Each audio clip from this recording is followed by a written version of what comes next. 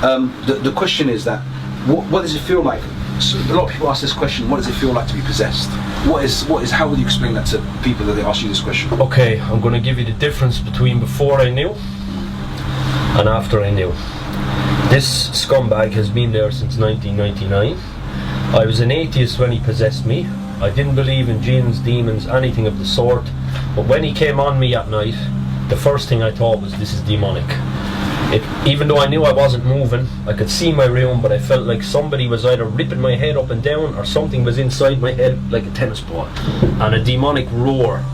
It sounded as loud to me as a jet engine.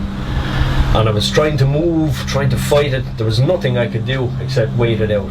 Then I came around. How old was you then? 16-ish. 16 years. Yeah.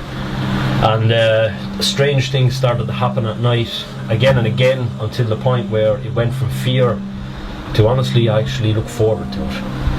And my behaviour became noticeably worse exactly since 1999. As I say, I was atheist, so I just carried on doing the old haram things I was doing. I won't expose myself any more than that. So I always thought, without ever going near the doctors or the so-called mental institutions, that I was a bit tapped in the head, because I knew I had more than one voice, I swear to you. And I just carried on like this, and if you ask people who know me from childhood, they will tell you the same thing. They just thought I was tapped in the head. And my behaviour carried on, just continuing on normally with my haram lifestyle, my jahil lifestyle. So alhamdulillah, 5 years later, Hidayah from Allah inspired me to research into why I was doing what I was doing, because I knew I was living on the wrong side of good, you could say. But deep down inside me, I knew there had to be something more than atheism. So over the 4.5 to 5 year search of all the religions, like I say, Islam is the only religion out there. It makes sense, it's backed by the evidence, etc, etc. But part of researching Islam is the jinn. The more I researched the jinn, the more things started to click, and I thought to myself, well, that really makes sense, like, because I was ticking off like many of the symptoms. I'd say 70% of the known symptoms. Give me, what symptoms did you remember? What symptoms? Right. The only things I would find funny, as weird as this is going to sound, were violent, dark, dodgy jokes. The only music I liked was dark, aggressive music with hints of demonology in it. Give us an example. Give us like what albums or tracks? There is a band called Fractured, and they have a song called The Voice Inside My Head. Believe it or not, I was just inspired to listen to this and their music, which is along a similar line over and over. Also, is this heavy metal or? It's less than heavy metal. It's industrial rock, okay. But it's dark. That was the only music that interested me. Or I wouldn't say I was ever into rap, but rap, which was more dark, also interested me. Like I say, dark comedy interested me. Even when I was searching. What's dark comedy? What is that? Things which are not funny, but jokes at the expense of others, suffice to say. You know, things you would expect a jinn to be interested in, basically, because they're twisted. Also, spending time alone. I was quite happy to be in company, but if I couldn't find company, I was quite happy to be alone.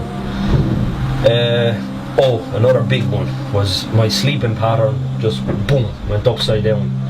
Like, I can stay awake all night, I still can, and then during the day I can crash out full brightness. You know, also overeating, which I presume is because I was feeding 4 of these creatures, and I literally, there was no barrier on my appetite, no barrier whatsoever, and I barely put on weight at all over the years, you know.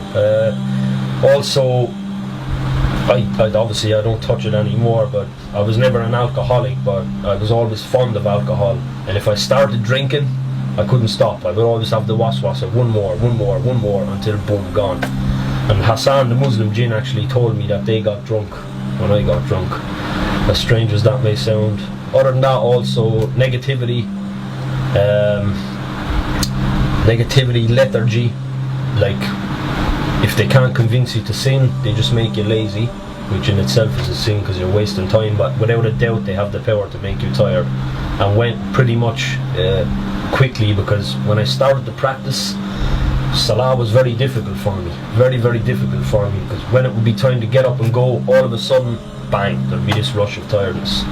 And also, if any of you are having crazy thoughts when you go to do your salah, when you're doing your salah, I'd advise you to get checked out, because in the beginning they were bombarding me from every angle. They didn't want me doing salah.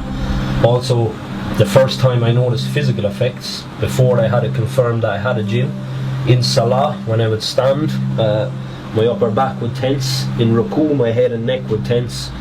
When kneeling, my arms would tense like they were here on the video, and in sajda, everything would tense, even while I was going into sajda. So that tells you that they don't even want you in sajda, you know, because it would take recitation or dua in the other positions to get tense, but just going down into sajda.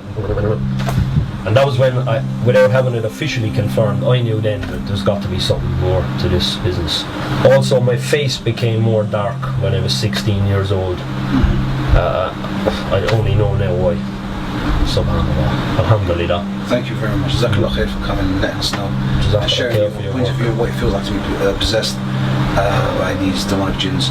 And may Allah give you shifa, and give shifa to the rest of the Muslims around the world. Barakallah fi Akhi, may Allah hold you for that. And may He reward you as well for your efforts. Zakir, and may He destroy Balfour.